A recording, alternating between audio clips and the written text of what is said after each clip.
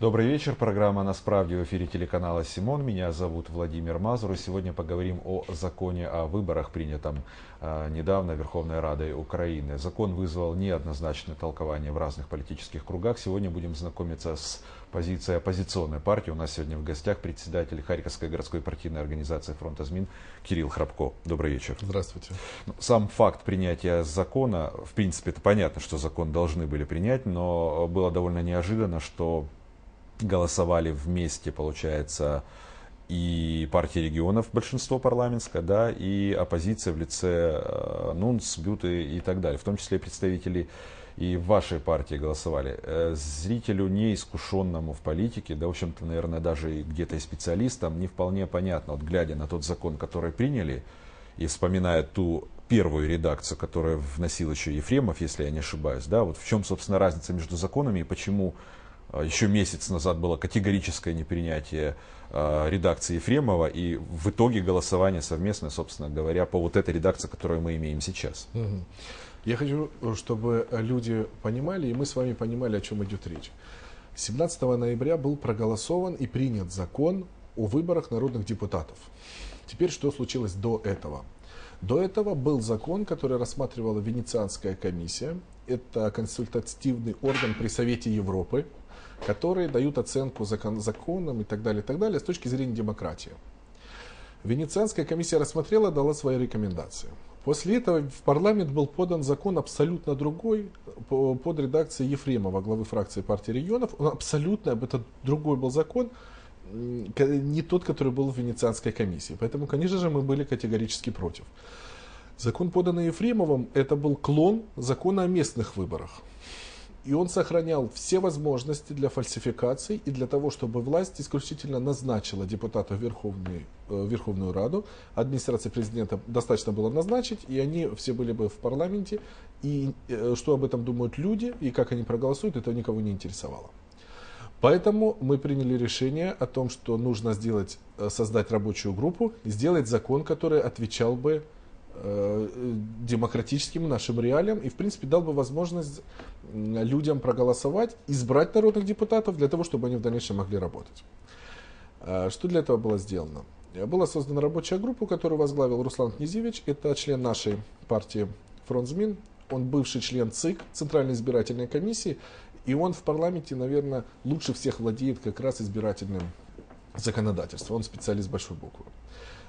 Почему власть пошла на создание этой группы? Власти хватало голосов для того, чтобы этот закон принять во втором чтении Ефремова, и мы бы с вами имели бы клон выборов в местные советы. По одной только причине. Европа сказала, что если вы проведете нечестные, вы проведете не по правильному, не по честному закону выборы, вы сфальсифицируете их, то они легитимными. Это значит, что с нами работать никто не будет, и ни Европа, ни Америка.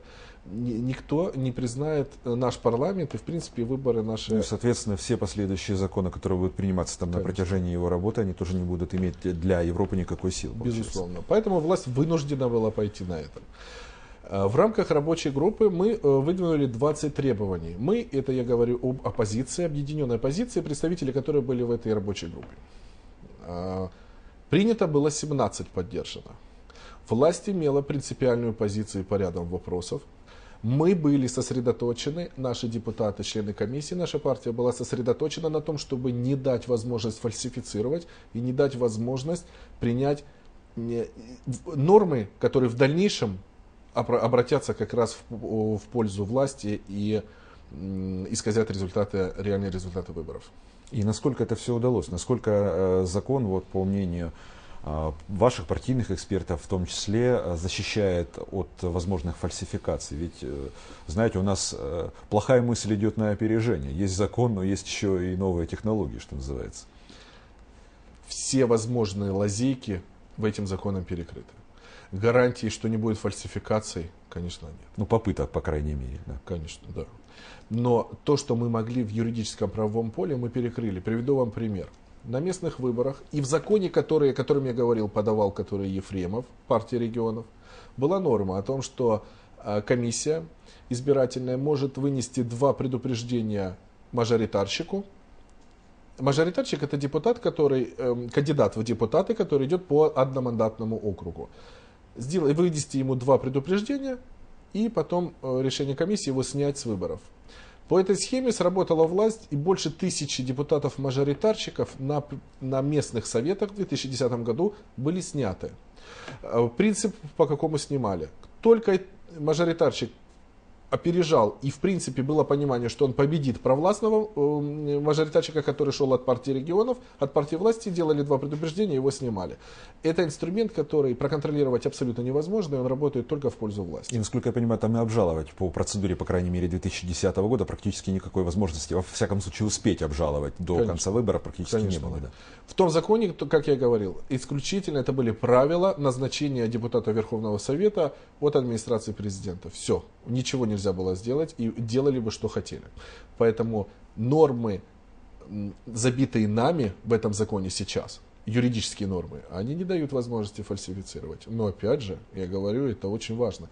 Нужно защитить результаты выборов, нужно правильно их посчитать. Вот это тоже, я как раз к этому, собственно, и хотел вести, потому что, понятное дело, есть грубые фальсификации в самом, скажем, избирательном процессе, и со списками, и с каруселем. То, что мы видели в 2004 году там, и в более поздние годы, с этим вроде бы как... Но уже давно так разобрались, вопиющих, по крайней мере, случаев нет. А вот вопрос подсчета голосов и правильного, собственно, подведения итога выборов, вот это принципиальный вопрос на данный момент. И, наверное, зависит правильность от того, насколько будет полно и объективно представлен спектр политических партий, которые будут участвовать в избирательных комиссиях. Вот этот закон всем ли дает возможность партиям своих кандидатов в комиссии включить, насколько будет действительно объективна работа этих комиссий? По этому закону 2/3 членов комиссии избирательной должны быть представителями фракций из парламента. Зачем это сделано? И 1/3 идет жеребьевкой остальных партий. У нас в Украине сейчас 182 политические партии. Политические партии, большинство из них существует исключительно на бумаге и как таковыми партиями не являются. Есть перед выборами все время пытаются реанимировать политические партии, которые никто не знает, и технически их использовать. Поэтому 2/3 должны быть представители парламента. Это обозначает, что эти политические партии, они реально существующие, и они реально работающие, и технически их использовать никто не будет.